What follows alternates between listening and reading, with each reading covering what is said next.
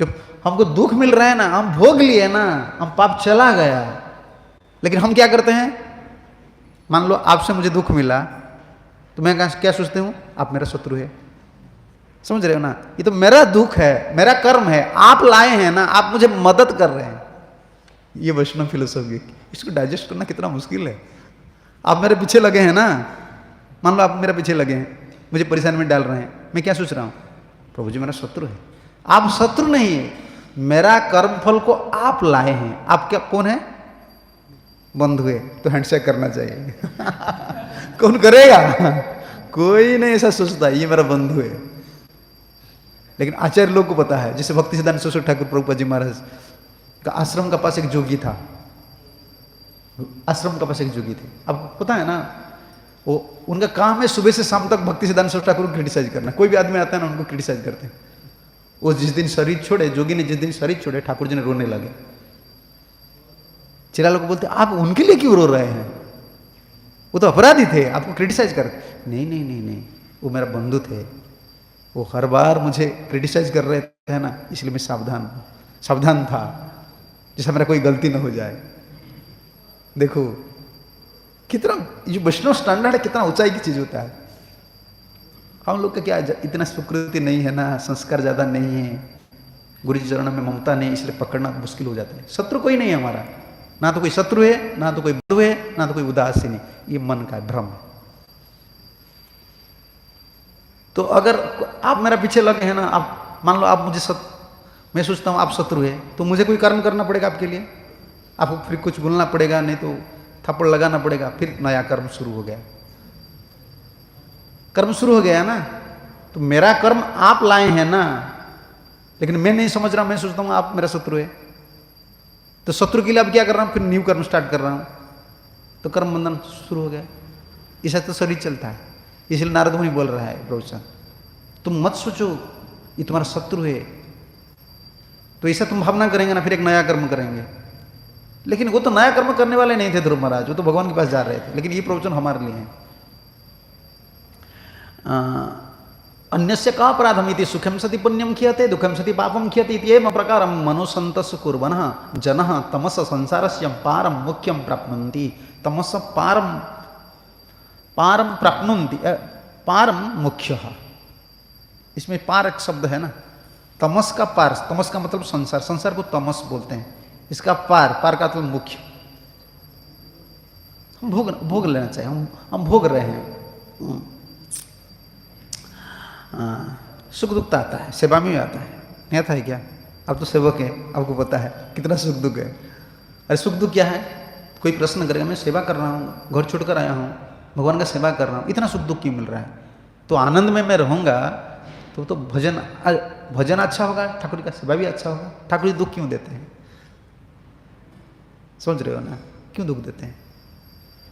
हमारा अभिमान है, अहंकार है, अनर्थ है, इसलिए बीच में डाल देते हैं थोड़ा ठाकुर जी।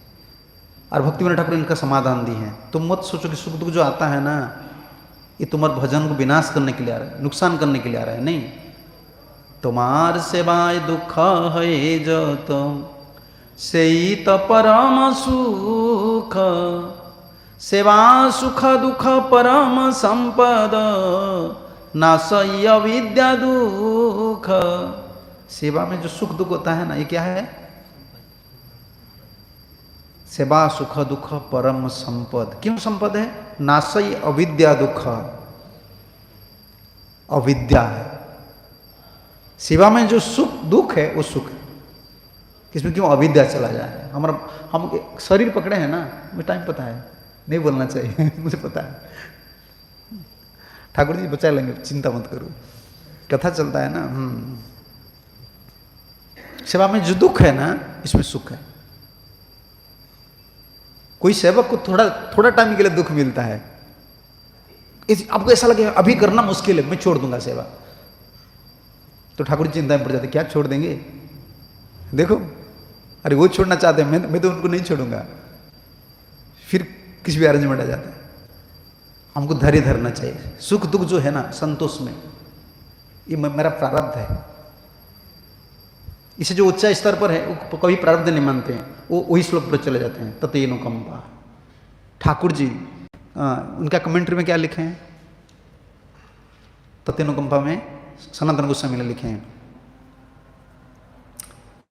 कदाचित सुमातु, कभी कभी मेरी माँ जी क्या करती है, कभी नीम का पत्ता देती है छोटे बच्चे को, कभी दूध पिलाती है, कभी दूध पिलाती है, कभी नीम का पत्ता देती है। जब नीम का पत्ता देती है माँ क्या, बच्चा क्या सोचती है, माँ मेरा शत्रु है, और जब दूध पिलाती है मेरा बंधु है।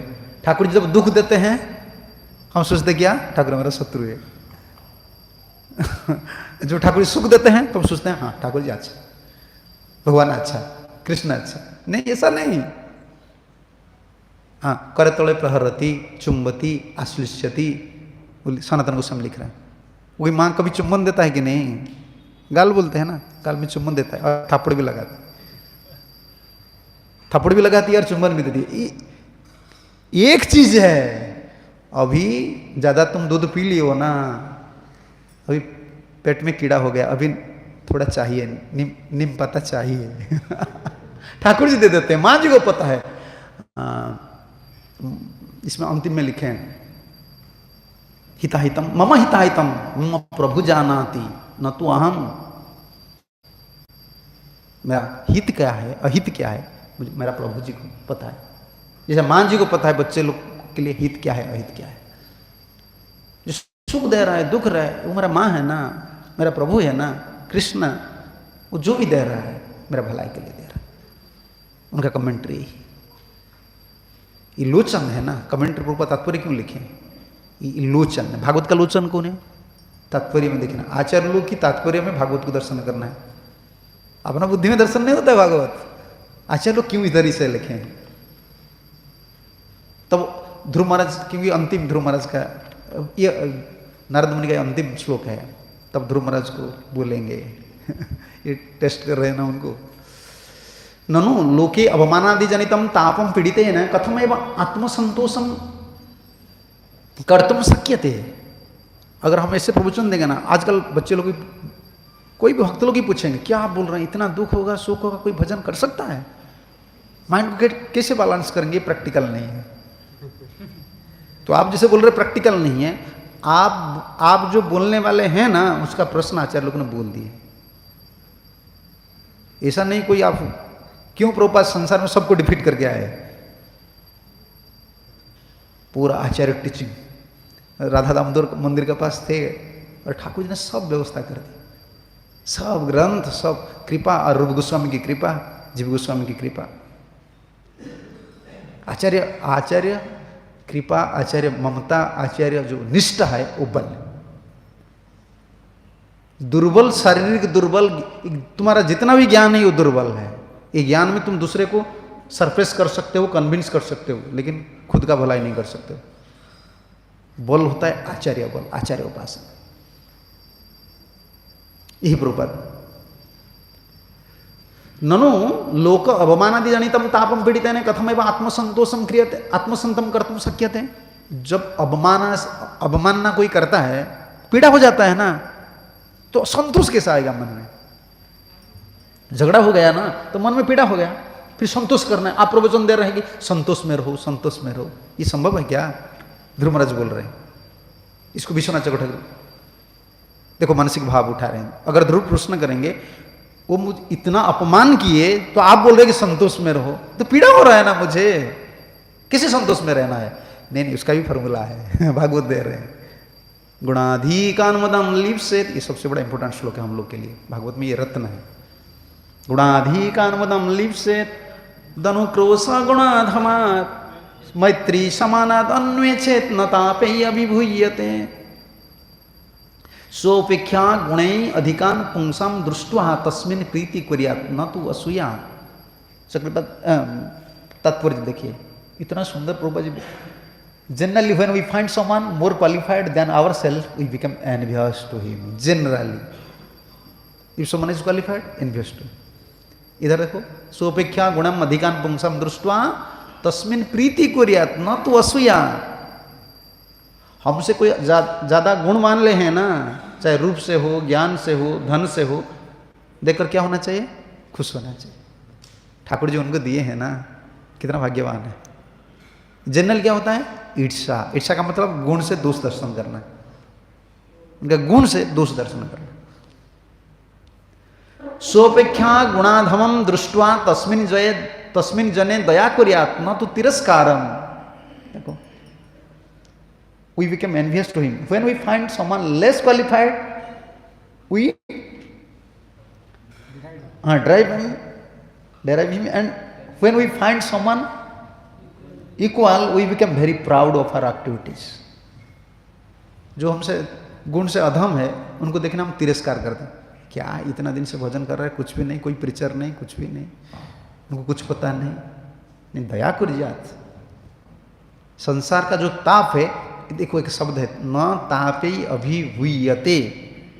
ताप आपको तपा नहीं सकता है, ताप हमको तपा रहे हैं। ताप अभिभूयते, ताप आपको परस्त नहीं कर सकता है, दुख आपको परस्त नहीं कर सकता है। ये तीनों फॉर्मूला हमको पता होना चाहिए भक्त लोग को। गुणाधिकान मुदम लिप्सेत, हमसे जो ज़्यादा गुण वाले हैं, चाहे रूप से हो, गुण ज्ञान से हो, धन से हो, उनको देखकर खुश होना चाहिए, ईर्ष्या नहीं करना चाहिए। और जो अधम है, हमसे गुण से अधम है, कम है, उनको देखकर दया करना चाहिए, उनको दया करना चाहिए।